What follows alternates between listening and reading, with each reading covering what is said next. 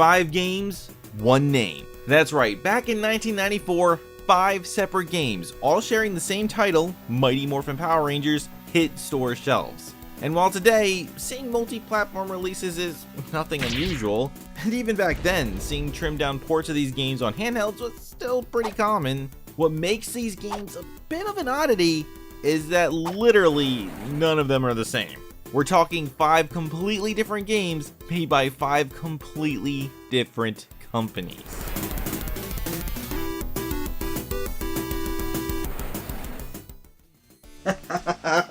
Hey Ranger fans, Spammer D here.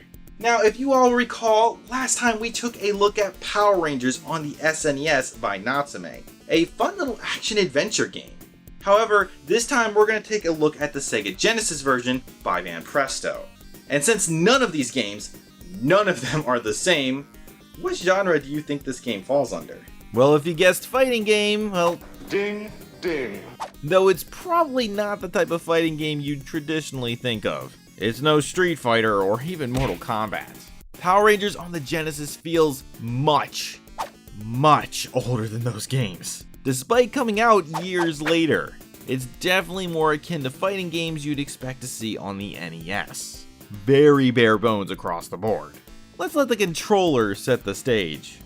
Anyone familiar with the Sega Genesis can easily tell you that the default controller only has 3 face buttons, which, let's be real, isn't really enough for a good fighting game, which is why they went and made a 6-button controller.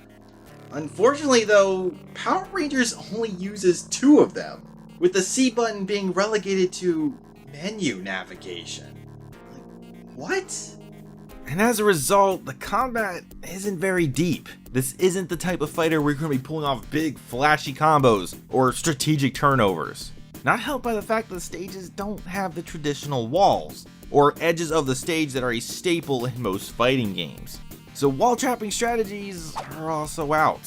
Though I'm pretty sure that some people out there would be thankful for that. But all in all, it's still pretty slow paced. Plus, the special moves are a bit difficult to pull off, and not exactly reliable. But the game does want you to use them, as indicated by the power meter at the top. As you take more damage, the meter fills, and once it's peaked, your specials will do more damage. It's just a pity there's so few to choose from. With only 2 attack buttons, it's pretty obvious that the move pool for each character would be pretty shallow, with most of the characters getting at least 4 special moves each. Except for the Rangers themselves, who only get 3. How are you just gonna jip the main characters like that? And to make things worse, each of them share the same quarter circle forward move. That's so weak. Though if you haven't noticed, they share a lot more than just that. Aside from the Pink Ranger, all of the Rangers are just palette swaps of the Red Ranger, with the only difference being their 2 unique moves, which seems pretty lazy. Though it doesn't stop there. Even the original theme song that the game opens up with is still pretty lacking. It is easily the weakest of all the console Power Ranger openings. And the same can be said for the fight music too. It's just average, if we're being generous. But it certainly doesn't get me pumped up for a fight. It probably would have been better if they had just gotten the actual fight music from the show instead of using this lackluster original stuff. A mistake that would thankfully be corrected in the sequel. But as for this game, let's jump into the game's modes, starting with the main campaign, as there is quite a bit to unpack here as well. Now, if you're a classic Power Rangers fan, the story is going to be exactly what you'd expect it to be. Rita Repulsa wants to conquer Earth, and sends down monster after monster in a serialized fashion to do so. Rinse and repeat until you win. And I am not pulling my punches when I say repeat. And while I will absolutely acknowledge a few cool cutscenes here and there, most of the cutscenes really do just boil down to the same thing. Also, it's extra weird considering Rita refers to the monsters as her sweet child? Like really, they couldn't even be bothered to change the dialogue to have her mention the iconic names like Goldar or Minotaur? Or fan favorite, Madam Ho. But really, that's all just window dressing, not really important. But it's how the gameplay follows the show's formula more than it does conventional fighters that makes the story mode stand out and breaks things up a bit. And just breaks things. So if you've ever played a traditional fighting game, Street Fighter, Dead or Alive, Fighting Climax, etc, etc, etc, then you're probably familiar with how this works. Pick your character, one match, best 2 out of 3, winning has you move on, and losing is a game over. Keep moving up until you've conquered all your foes. That is the standard. Occasionally you might get a story specific match or something depending on who and what you're playing, but definitely not here. In Power Rangers, every stage has you start by picking your ranger, so you're not just stuck as the same one from stage to stage. Then the battle begins. However, here it's the best 1 out of 1. Sort of. If the monster hands you your Technicolor tush, well then it's off to the continue screen. However, if you win, you don't just move on. There is a second fight. But it's not exactly the same. Following the flow of the show, when a ranger beats a monster, they gotta grow. Which I gotta say is pretty weak here. They are still smaller and less detailed than your average fighting game sprite of the 16-bit era.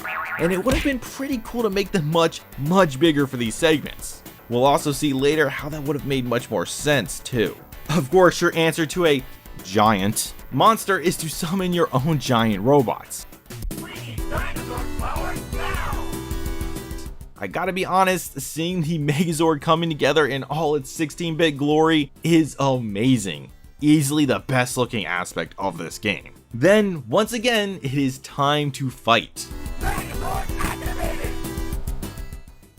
But again, it's not exactly a best 2 out of 3. If you beat the monster, you win. You move on to your next opponent. However, defeat, just once mind you, sends you back to the continue screen. And you have to start back at the ranger portion. That's right, you have to beat the monster twice, with technically 2 separate characters in order to win. But they only have to beat you once. Doesn't exactly work out in your favor. Plus, there's a little caveat here. You don't exactly get to pick your Zord. Just like in the show, you end up fighting the Green Ranger, and once he's defeated, you can play as him. Take that, Nintendo, where's your Green Ranger? On the Famicom. That doesn't count! And of course, it wouldn't be a complete package without the Dragon Zord. Oh man, I love this summon too. But here's the thing, in the campaign, if you play as the Green Ranger, you have to play the second fight as the Dragon Zord. And of course, any of the core 5 Rangers means you're playing as the Megazord. Not that big of a deal, but it sucks since I'm best with the Green Ranger and the Megazord. Plus, limited options. Which is arguably the game's biggest fault. How limited the entire game feels. And nowhere is that more evident than in the versus mode. The only other mode, mind you, which just to start things off is exclusively 2-playered, meaning no bot fights. You gotta have a second player at the ready. And since this is the only mode where you can play as the monsters, no friends equals no monsters. But even if you can wrangle up another ranger, what might be a unique feature to this game is that your opponent can actually block which characters you can play as. How? Well, let's say your opponent chooses to be the Green Ranger. Welp, that means you can no longer select the Zord to play as, because obviously the Rangers could never grow and fight the Zords.